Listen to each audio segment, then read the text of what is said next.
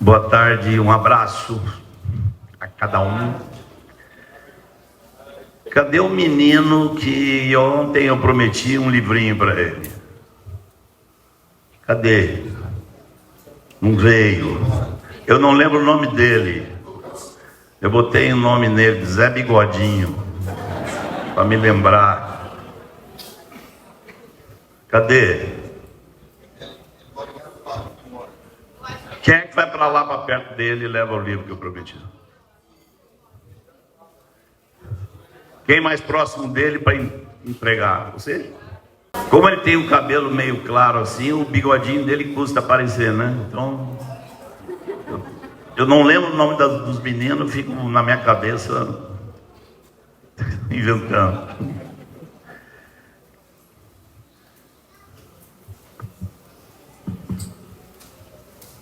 Vamos ler, queridos, Romanos, capítulo 12.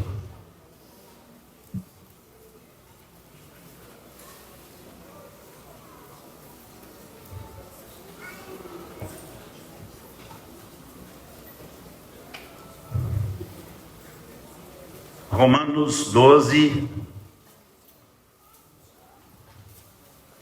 A vontade que eu tinha era de ler Romanos inteiro, mas aí vai ficar mais complicado. Nós vamos ler só 2 versículos, mas temos que nos lembrar do que está escrito no restante de Romanos, tá? Podemos ler? Capítulo 12, versículo 1. Rogo-vos, pois, irmãos, pelas misericórdias de Deus, que apresenteis o vosso corpo por sacrifício vivo, santo e agradável a Deus, que é o vosso culto racional. E não vos conformeis com este século, mas transformai-vos pela renovação da vossa mente, para que experimenteis qual seja a boa, agradável e perfeita vontade de Deus. Felipe, vai orar? Nós já oramos pela palavra ou não?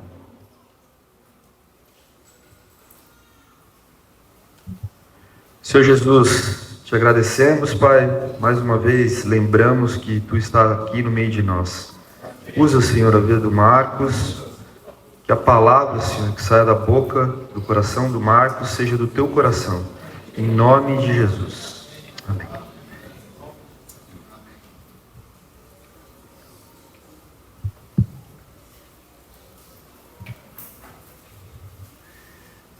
Eu gostaria de, junto com vocês, a gente examinar o melhor possível algumas das palavrinhas que estão aqui, tá? Eu acho que a palavrinha que vai nos dar mais trabalho é talvez uma das menores. Pois, rogo-vos, pois, irmãos. Aí, esse pois está se referindo a quê? Obviamente, a tudo que veio antes. Então vamos nos lembrar, buscar lembrar aqui de uma forma panorâmica, bem resumida, o que foi que Paulo disse até aqui. O que ele está pedindo, que nós, está rogando, que nós apresentemos nosso corpo em cima de tudo que ele falou antes. Vamos lembrar, irmãos, de algumas coisas fundamentais e talvez você possa ter uma ideia bem clara quando você pensa no começo, ali no capítulo 1, e você vê onde chega, tanto no capítulo 8, como depois no capítulo 11. O começo da conversa que Paulo disse que era o Evangelho, ele disse que queria explicar para eles, mais uma vez, o Evangelho. O começo da conversa não foi Jesus te ama. Nós vivemos numa geração que aprendeu que para pregar o evangelho você pode começar assim, ó, Deus te ama. Os apóstolos nunca começaram nenhuma pregação deles assim, nem Jesus, nunca.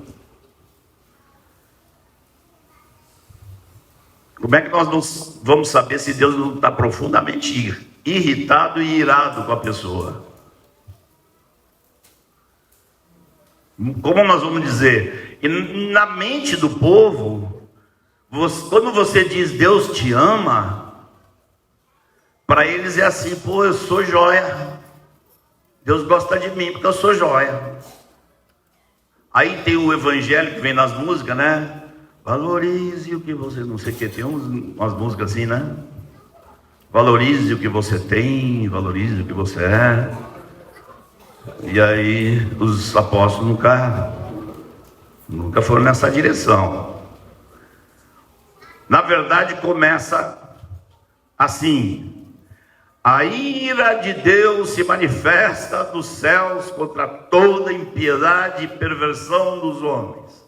Assim começa. Tinha ocorrido algo, vamos contextualizar um pouquinho historicamente. Não sei quantos de vocês lembram, não me lembro em que capítulo está de Atos, não precisam procurar. Há um momento em que Paulo conhece Áquila e Priscila. E é porque eles eram judeus que moravam em Roma e tinham saído de Roma porque o imperador tinha expulsado todos os judeus de Roma. Ou seja, já tem 2000 anos acontecendo esse tipo de coisa. 2000 não. Já lá antes de Cristo, a Babilônia, os judeus já estavam sofrendo. E então, todos os irmãos na igreja, que eram de origem judaica, tiveram que deixar Roma. E ficaram muitos anos fora de Roma. E a igreja só tinha gentios, como nós. Só que a igreja foi tomando um certo tipo de orgulho em relação aos judeus. E a igreja começou a considerar que, assim, a igreja, Deus largou de mão os judeus e agora nós somos o povo de Deus e acabou. A teologia da substituição começa lá. Como se Deus tivesse rejeitado o povo de Israel. Agora o negócio de Deus é a igreja, e todas as promessas que Deus fez do Velho Testamento para os judeus são transferidas para a igreja, são espiritualizadas e transferidas para a igreja. Eu já ouvi muita pregação com promessas do Velho Testamento que foram feitas para a etnia judaica, que são espiritualizadas e usadas como se fosse para a igreja. Eu nunca vi ninguém usar as maldições. A igreja só herdou as bênçãos, as maldições deixa pra lá. Anos depois, Nero descobre, como geralmente acontece, o povo descobre que sem judeu as finanças não funcionam direito. Os caras, onde eles estão, e o sistema financeiro evolui. Então Nero diz: traga os judeus de volta. E quando eles voltam para Roma, eles encontram uma igreja muito avessa aos judeus. Muito assim, não, agora somos nós é que somos, e Abraão não tem nada a ver, não queremos mais saber de nada disso. E Paulo escreve essa carta para procurar tirar essa confusão que havia em Roma. E ele, o que ele faz? Ele começa mostrando como toda a raça humana está sob condenação. Não são os judeus, não são os gentios, somos todos nós. A ira de Deus se manifesta do céu contra toda impiedade. Depois ele sai argumentando com um judeu. Ele sai dizendo: se tu pensa que tu tem a lei e que tu é mestre dos outros, e você mesmo não cumpre a lei. E Paulo sai colocando gentios e judeus, todos, debaixo da condenação. Irmãos, às vezes a gente batiza gente que nunca ouviu disso, nunca sabe que no fundo havia uma ira de Deus sobre ele. Temos que cuidar quando levamos alguém ao Senhor, porque a salvação em Cristo é uma cura de uma doença. E se o enfermo não entender a doença, ele não vai tomar esse remédio direito. Você vai receitar o remédio e ele vai desprezar o remédio. Quando chega no capítulo 4, Paulo começa a mostrar que já em Abraão estava o princípio de ser resgatado pela fé. Então todo o capítulo 4 é para mostrar como é que qualquer um, seja judeu, seja gentil, sai dessa enrascada. Quando chega no capítulo 5, Paulo está nos ensinando a ter grande alegria e gozo na justificação. Justificados, pois, mediante a fé, tenhamos paz com Deus. Eu não me esqueço do dia que pela primeira vez eu entendi isso. Que quando Jesus estava na cruz, Deus pegou os meus pecados e amputou. E imputou eles a Cristo. O que é imputar? Imputar é o contrário de amputar. Meus pecados foram colocados ali na cruz de Cristo, e Deus disse para o filho dele: está aqui a lista do Marcos, a lista agora é sua. E Deus declarou que diante dele, ele me vê como ele vê o filho dele. Isso é a justificação. Não temos conta para pagar, se realmente estamos em Cristo. Boa parte, grande parte da igreja evangélica prega isso. Mas Paulo não para por aí. Paulo entra no capítulo 6 e começa a tratar de um outro problema. O problema não é apenas que estávamos condenados. O problema é maior. O problema é que nos tornamos inúteis. Deus perdoa o nosso pecado? Perdoa. Só que nós vamos descobrir que tem uma coisa que não são os pecados, que a Bíblia chama de o pecado, e que está nos nossos membros, que habita em nós. Paulo aponta a solução para isso também. Qual é a solução? Cristo. Paulo diz: olha, gente, quando Jesus morreu, ele não apenas estava pagando os seus pecados. Quando Jesus morreu, o teu velho homem foi colocado lá também para morrer com ele. Ou seja, o velho homem é aquela pessoa antes da conversão que simplesmente não consegue parar de pecar de jeito nenhum. Um ser incapaz completamente de parar de pecar e praticar a justiça. Paulo diz em Romanos 6, essa criatura aí, vamos chamar ela de velho homem, ela foi colocada na cruz de Cristo. Você vai ver que ela não tem mais a mesma força. Não tem mais a mesma força. Algo aconteceu. O velho homem perdeu o poder, perdeu o controle que tinha. Isso ocorre quando nos unimos a Cristo. Quando nos unimos a Cristo no batismo. Deus nos une a Cristo e diz: tudo que aconteceu com Cristo, meu filho, aconteceu com você. Ele morreu, você está morto. Ele ressuscitou, você está ressuscitado para andar em novidade de vida. Mas Paulo descobre mais tarde que ainda que o velho homem não tenha mais o poder, o miserável do pecado continua aqui dentro.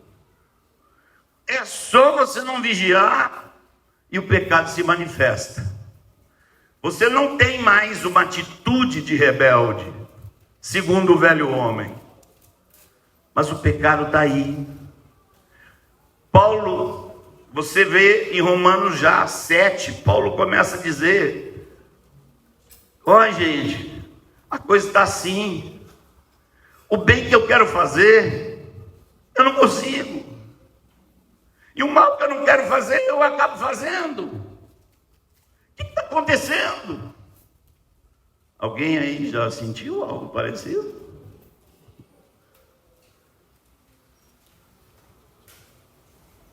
Mais uma vez, Paulo vai mostrar a solução. Não é apenas que nós morremos com Cristo. Não é apenas que o nosso velho homem foi crucificado, que a nossa dívida foi paga. É mais do que isso. Nós fomos unidos a Cristo. Cristo está em nós.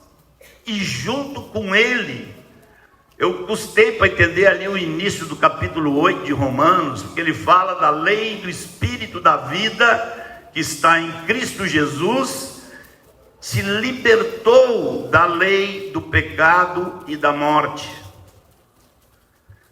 Quando Paulo está falando ali da lei do pecado, lembrem, ele não está falando da lei de Deus. Nós usamos a palavra lei com vários sentidos, não é? Nós temos as leis estabelecidas pelo judiciário, infelizmente é pelo judiciário. Temos as leis estabelecidas pelo legislativo, pelo menos a Constituição diz que deveria ser. Mas existem outras leis que não são mandamentos. A lei da gravidade. A lei da gravidade é uma realidade inexorável. É uma realidade da qual você não foge. O que vai acontecer se eu largar essa garrafa? Alguém aqui aposta 1 centavo de que a garrafa não vai cair? Por que você sabe que vai cair a garrafa? Da onde vocês tiraram isso? É que a vida toda vocês viram isso acontecer, vocês descobriram que existe uma lei. Viu?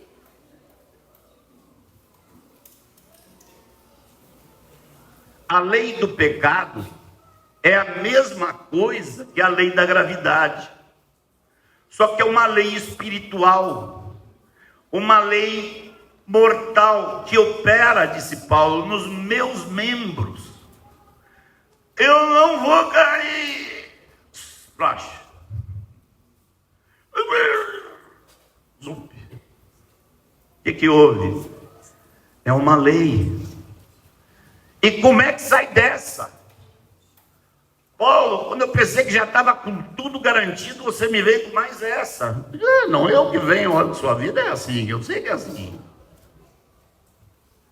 Cadê a solução disso? A lei do pecado nos leva para baixo. Igual a lei da gravidade sempre nos puxa para baixo. Só que a lei da gravidade não atrai os pássaros? O que você acha? O passarinho está voando. A lei da gravidade está atuando nele ou não? Com certeza. Ele voa porque existe outra lei.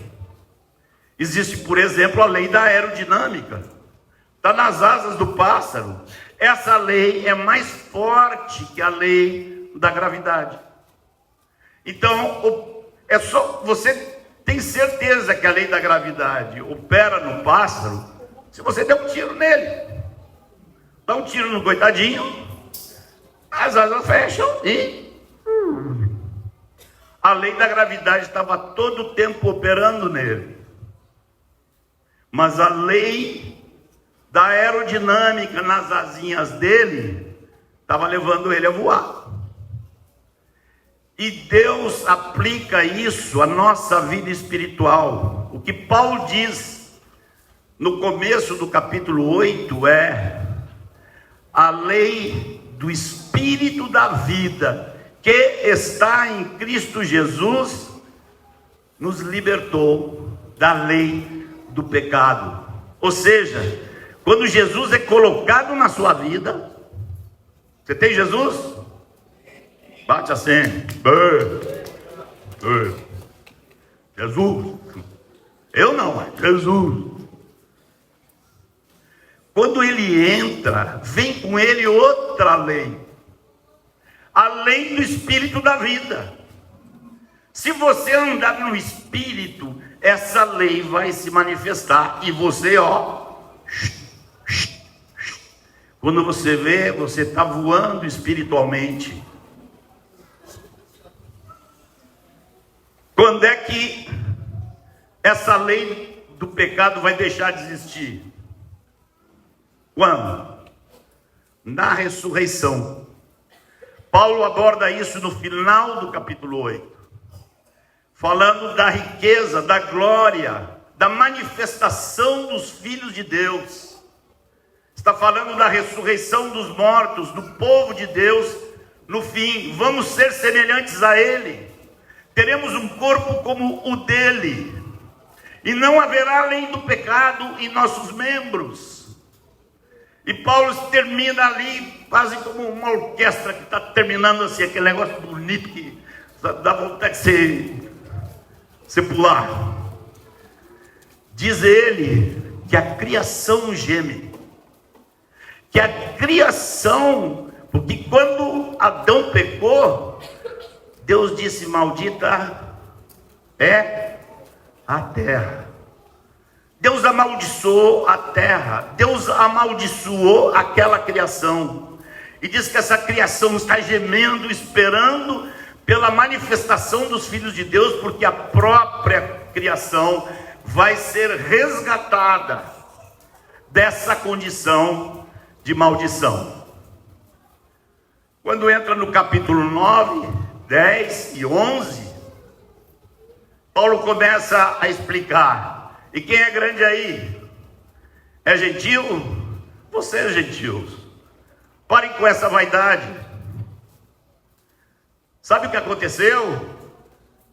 Eles são a oliveira natural, e vocês são os ramos que foram enxertados.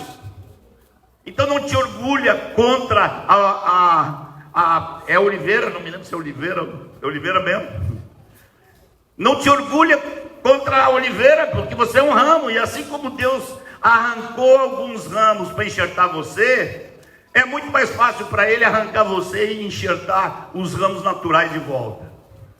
Então não fica com essa de que o povo de Israel não vale nada. Era isso que Paulo estava dizendo. Quanta grandeza há nisso.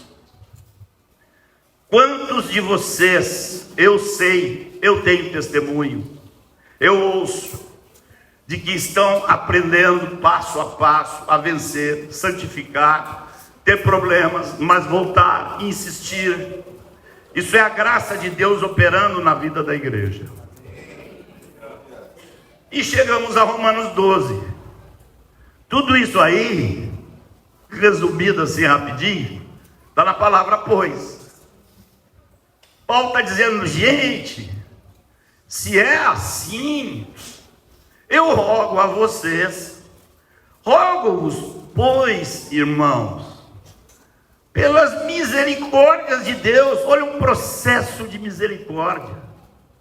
Uma raça ruim, e Deus com paciência, e trabalhando, ia chamando um homem, e formando uma nação, e a nação que deu problema, e manda profeta, e o negócio vai, e depois manda seu filho, e a turma ainda está com dificuldade de entender. Quando eu falo a turma, eu me incluo.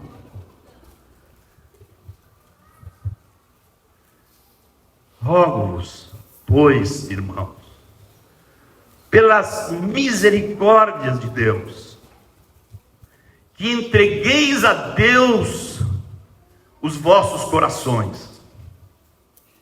Amém? Teve uma boa turma aí que falou não. Alguns caíram na pegadinha.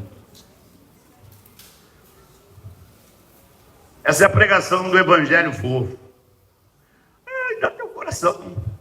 Irmão, se Deus estiver te pedindo teu coração, você não está convertido ainda. Nosso coração se rende a Cristo no dia que nós nos arrependemos. E Deus lá anda atrás de nosso coração.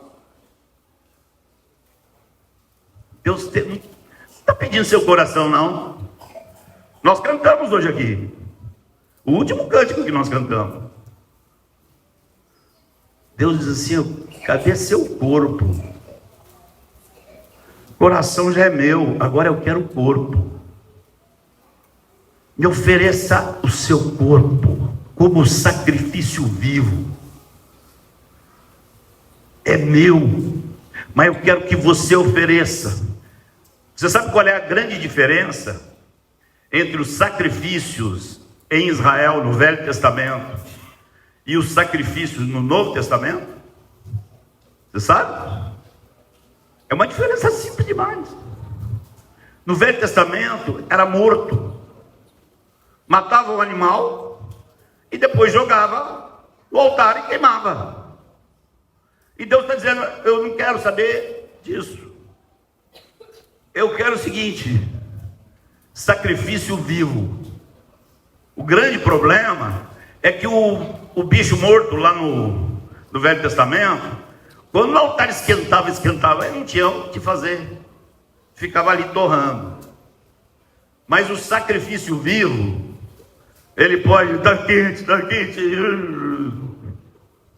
e foge do altar. Essa é a diferença. E Deus está dizendo: não faça isso.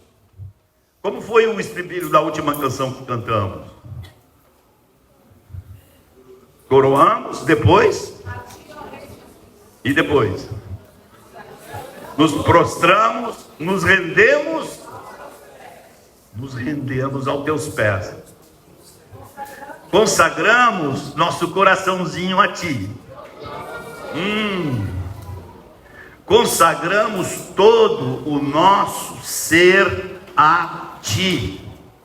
E é aqui que Paulo está chegando. Irmãos, Deus fez todo o sacrifício. O negócio todo foi só Deus que pagou o pato até agora. Quem foi santo foi Ele. Quem obedeceu foi Jesus. Quem sofreu foi Jesus. Quem morreu foi Jesus. E vocês? Então, gente, está na hora. Vocês me amam? Vocês querem me cultuar? Porque aqui termina dizendo assim: que é o vosso culto racional. Ou seja, o culto que realmente é coerente, o culto mais coerente de todos, o culto que tem lógica, é a oferta de nossos corpos como sacrifício vivo, santo e agradável a Deus. E o que vai acontecer com nossos corpos? Problema dele. Vão ter que andar para cima e para baixo, vão ter que trabalhar mais, vão ter que nos cansar, vão ter que pegar o evangelho para cima e para baixo, vão ter que cuidar de quem se converte. Você, quando prega o evangelho, você está pensando que vai ter que cuidar? Eu me lembro, eu conheço a história de um que disse: Um ouviu o evangelho, ouviu o evangelho, ouviu o evangelho, ouviu o evangelho. E no final disse: não dá para mim, eu não quero, não dá. Aí o cara que estava pregando disse: ufa, que bom. Ué, por quê? Não, porque você é muito complicado, cara. E se você se convertesse, eu tenho que ficar cuidando de você. Rapaz, aí o cara disse: o quê? Você ia cuidar de mim? Então eu quero. Ai, ai. E o outro sabia. E agora meu corpo vai sofrer mais. Rogo-vos, pois, irmãos, pelas misericórdias de Deus, por tudo aquilo que Deus fez, que ofereçais os vossos corpos como um sacrifício vivo, diário, outro dia de novo, e mais um dia, e de novo, e mais uma semana, e mais um mês, até que Jesus venha. Quem diz amém? Amém. Quem é que vai fugir correndo do altar quando esquentar? Ninguém. Ó, disseram aqui que eu posso falar enquanto o pessoal estiver acordado. Só que se eu falar muito, vocês vão começar a dormir, né? Então. Aí está resolvido. Seu coração é de Cristo. Seu corpo foi oferecido como sacrifício vivo. Negócio fechado. Amém. Está assinado, vai para o cartório. Amém? Nada. Vocês ficam toda hora caindo nas minhas pegadinhas, gente. Paulo disse: e agora eu vou falar do mais difícil.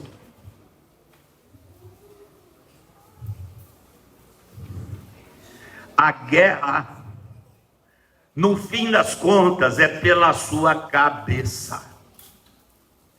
É a guerra social, é a guerra educacional, é a guerra espiritual. É pela sua cabeça. Seu coração é de Deus. Seu corpo diz: se disser eu quero te servir, vou viver para te servir. Amém, aleluia. Está acabado? Não, está começando. E não vos conformeis com este século. A palavra aqui no original, ela significa: não tomem a forma deste mundo. Não fiquem com a cabeça formatada pelo que você vê fora do reino de Deus. Você teve uma revelação espiritual, uma decisão espiritual, começou a aprender a servir a Deus. Teu corpo agora é colocado a serviço dele, mas não vai acontecer grande coisa se a nossa cabeça não mudar. E ele fala aqui: explode a forma, transformai-vos. Você sabe o que é transformar? Você está numa forma e de repente você sai da forma. Isso é transformar, ir além da forma. Explode essa forma. Como? Pela renovação da vossa mente. Aqui nós teríamos que entrar em alguns aspectos mais, vamos dizer,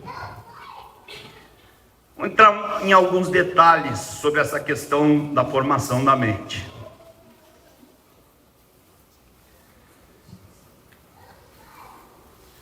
É o que nós temos na cabeça. É o que realmente nos faz a cabeça.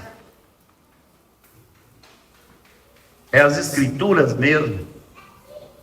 A nossa mente está sendo sacudida pelas escrituras, ou nós temos um bocado de pensamento que não são de Deus. Eu vou dizer para vocês, não há na história época pior do que essa em que vivemos. Porque tudo aquilo que é o pensamento desse século está a 1 centímetro do seu dedo. Ó, aqui ó, como é que é?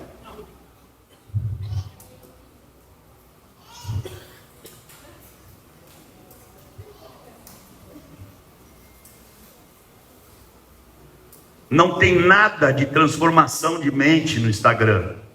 Lufas. Só tem esse século.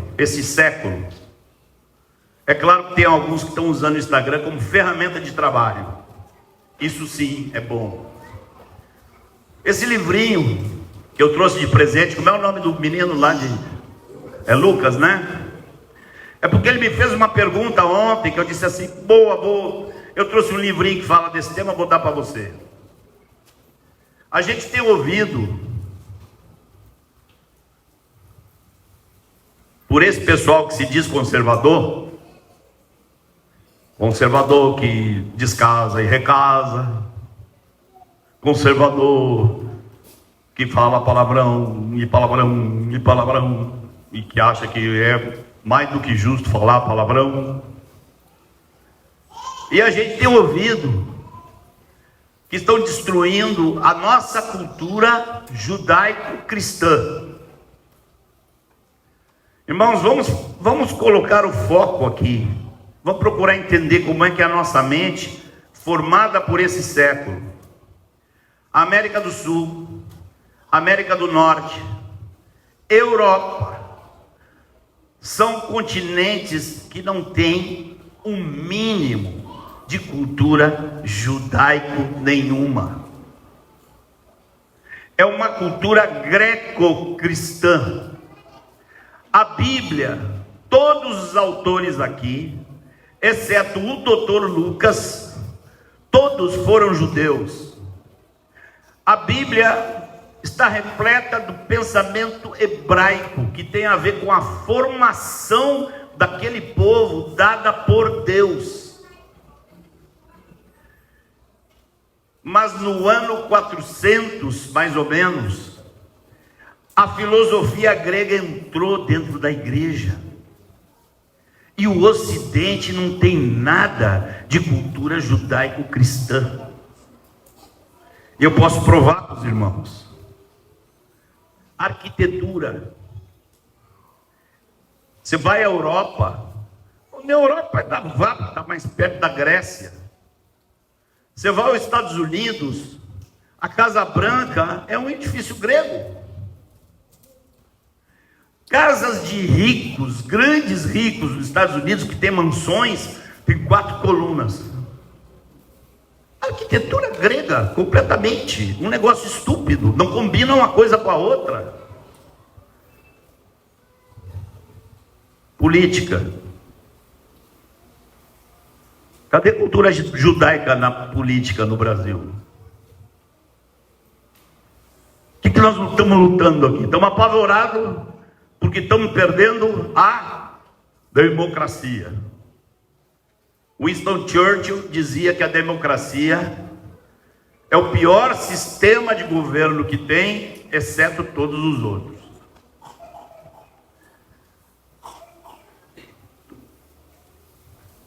E, gente, cadê a democracia nesse livro? Onde está a democracia aqui? Você não se dá conta que nós somos todos monarquistas e estamos esperando o rei? O que tem de democracia? Democracia vem da Grécia. Você não vê um pingo de democracia no Velho e no Novo Testamento. Cultura judaico-cristã. Vamos a um outro ponto. Onde é que estão os esportes e o culto ao corpo em Israel? Cadê? Onde estão em Israel as estátuas?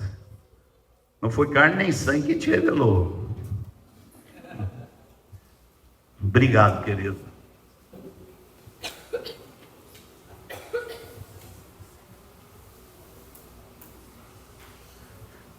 Valeu. Não, pode botar o mínimo.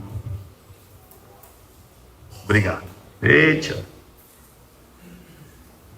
Onde estão em Israel as esculturas de homens nus, supermusculosos, bonitões? Cadê? Onde está o culto ao corpo, que é tão forte nos nossos dias? Onde está isso em Israel, na cultura judaica? Isso é Grécia, gente. A Bíblia não é uma Bíblia de filosofia grega. Os esportes. Cadê o lugar de ginásio de esportes em Jerusalém? Onde está? Quando foi que construíram? Davi saiu construindo o ginásio de esportes. De onde veio toda esse frenesi com os esportes? E o pior, irmãos, o mais forte da cultura grega que existe na nossa cultura se chama entretenimento. Para o grego, trabalhar era coisa muito ruim. 2/3 da população grega era de escravos. Para quê? Para que tivesse 1/3 que não precisasse trabalhar, porque o trabalho é uma coisa muito ruim. Eu fui falar sobre isso com os discipuladores em Salvador, tem uns 6, 7 anos, e cheguei e perguntei assim, eu não quis fazer essa pegadinha com vocês hoje.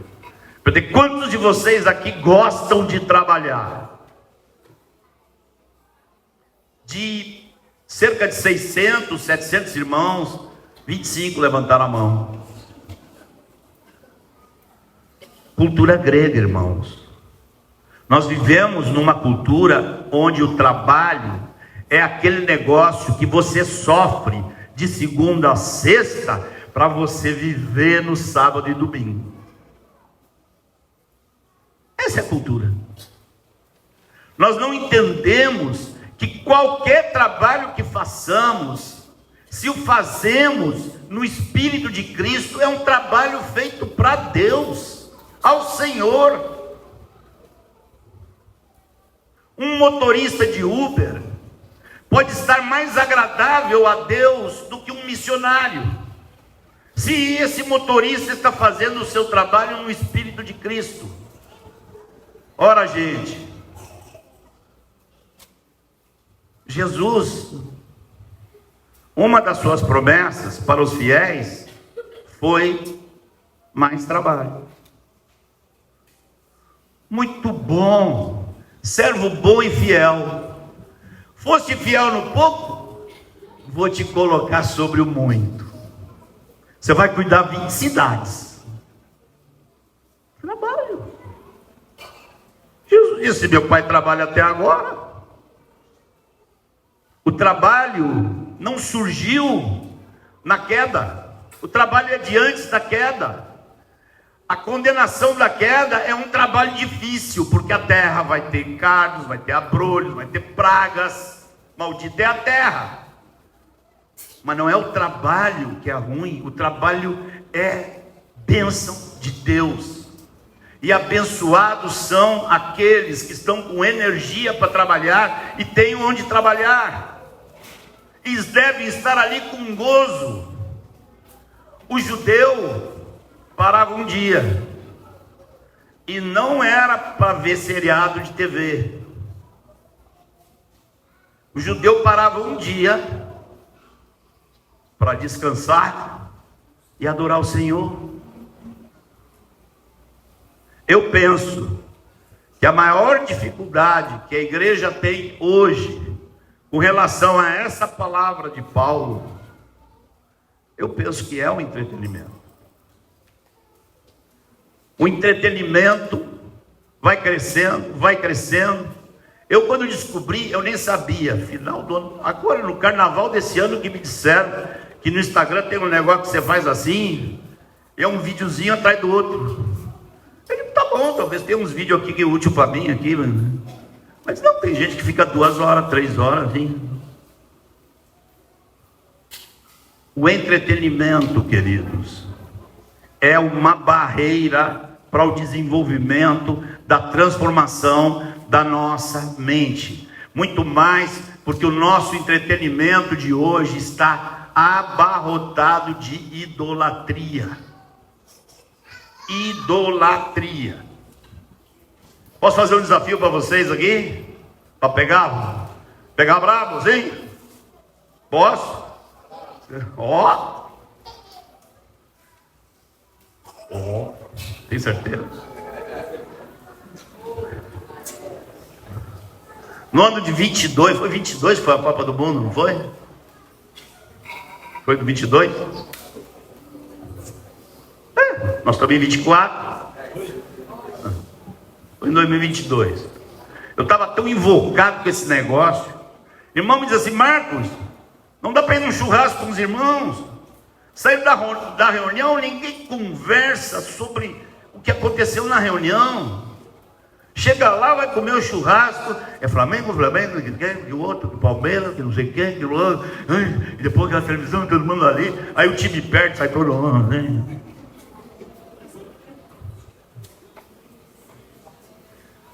Aí eu já estava que não aguentava mais com esses. E eu gosto de futebol, gente. Eu assisto. Aquela bolinha com os caras correndo assim, é um negócio interessante demais, né? O cara bota aqui, joga lá, ó, sabe, bom, bonito. Mas quando o cara faz um gol e sobe em cima da estátua, eu sou Deus, praticamente ele está dizendo isso, e aquele povo ali, uma idolatria absurda. Aí, posso? Aí eu cheguei numa reunião que eu estava pregando essas coisas aqui, me entusiasmei e já falei: ó, a próxima Copa do Mundo, todo dia, horário de jogo do Brasil, vai ter Zoom para oração. Eu estou convocando, vou botar o Brasil inteiro, quem quiser vir, venha. Antes de começar o jogo, nós já estamos lá, ó. Vamos orar. Bota um tapa-ouvido para não ouvir se tem foguete e tal, e tira o tapa-ouvido para... Não dá para botar o tapa-ouvido se tem que ouvir a oração dos irmãos, né? Aí foi até o dia que o Brasil foi desclassificado. Eu nem sei que time que desclassificou o Brasil. Eu só disse: glória a Deus, deve esse negócio. Transformai-vos, saiam da forma, pela renovação da vossa mente. Eu não estou falando que entretenimento é pecado. Às vezes o meu trabalho, a minha intensidade me ocupa tanto a cabeça, que eu pego assim, vou no computador assim, boto um jogo de paciência, boto alguém lá falando alguma coisa interessante e fico jogando paciência assim, para ver se desliga a cabeça. Aquilo ali vai me acalmando a cabeça. Se é que alguém acredita que um dia eu posso ter a cabeça calma?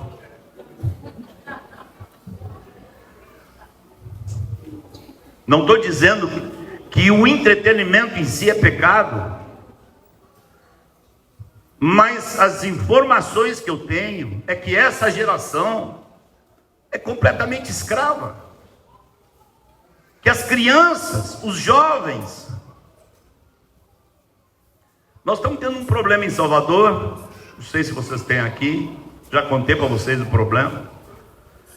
Mas assim, o pessoal que entendeu o que está acontecendo nesse mundão e tirou os filhos da escola, aula, amizade, Bíblia, oração, bora. E não tem negócio disso aqui não. Não tem esse negócio. O problema que nós estamos tendo é que algumas dessas famílias, às vezes, vão num grupo caseiro e tem lá, tipo assim, sei lá, filhinha de um líder, 8 aninhos, 10 aninhos. Irmãos, despertemos, que o Senhor nos socorra. Não há como formar uma mente disposta à reflexão, disposta à adoração. Adoração exige tempo, exige espera, exige um aprendizado de contemplar, de lembrar das Escrituras, de exercitar a gratidão, de declarar o amor. Uma pessoa que está com um negócio assim, zup, não vai ter esse negócio nunca. Os neurologistas estão dizendo isso há mais de 10 anos. O primeiro livro que eu li sobre esse assunto era um neurologista brasileiro, há mais de 10 anos. Ele diz que a composição da mente humana está mudando. Estão dizendo que é a primeira geração onde o QI da nova geração é inferior ao anterior. Esse tipo de entretenimento, massivamente com coisas inúteis, emburrece, irmãos, emburrece, torna incapaz. E a gente vê que tem jovens que os pais não podem corrigir, porque os pais estão pior que os filhos. Transformai-vos pela renovação da vossa mente.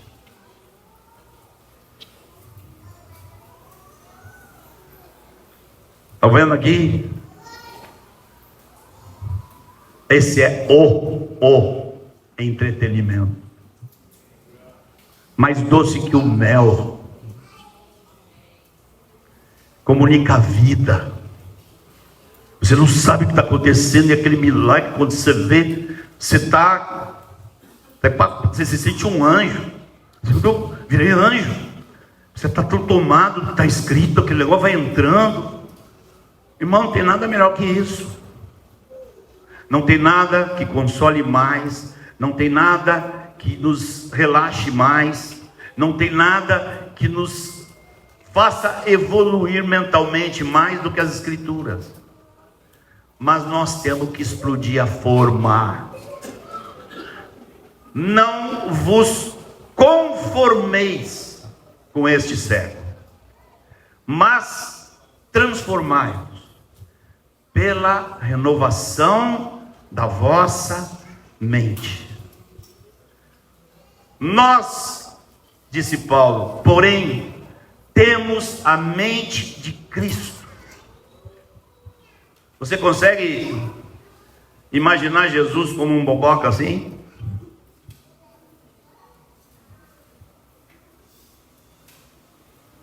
Não dá, né? Não quer dizer que eu nunca faço assim. Depois que eu aprendi a fazer, eu digo, vou fazer uns 15 minutos aqui.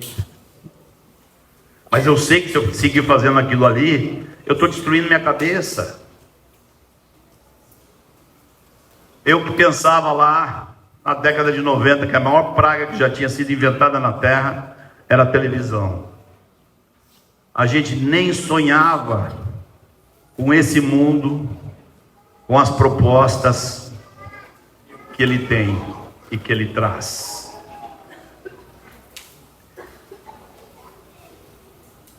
Senhor,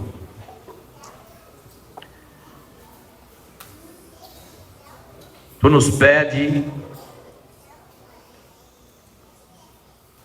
Teu apóstolo, Teu servo nos roga pelas Tuas misericórdias. Mas nós, Senhor, continuamos necessitando misericórdia.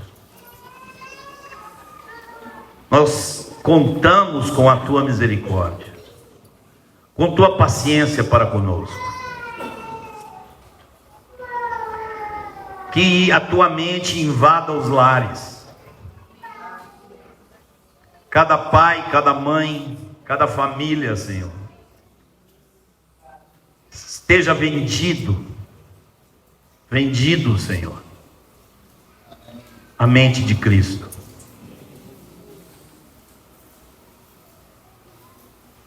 Abençoa meus irmãos queridos.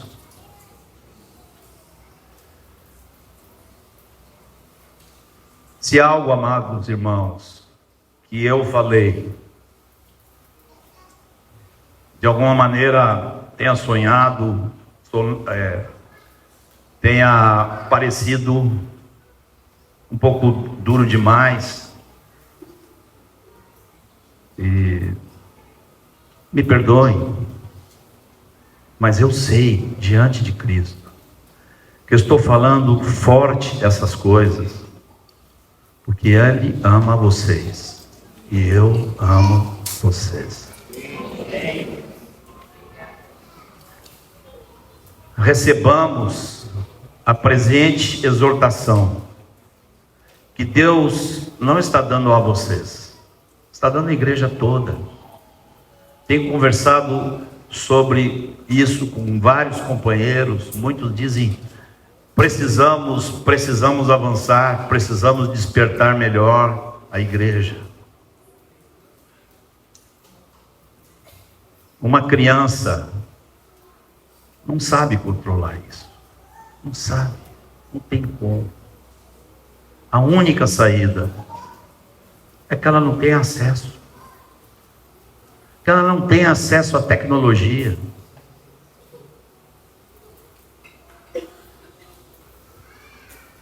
Bendito é o Senhor. Graças ao Senhor pelo que Ele tem feito na vida de vocês. Eu estou aqui não tanto por achar que vocês precisam de mim.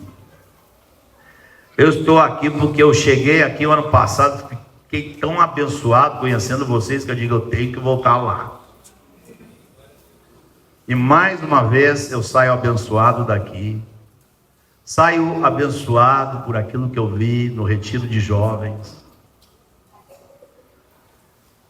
Portanto, amados, suportem com amor a presente exortação. Amém, queridos? E quanto a isso, ajudemos uns aos outros. Conversemos uns com os outros.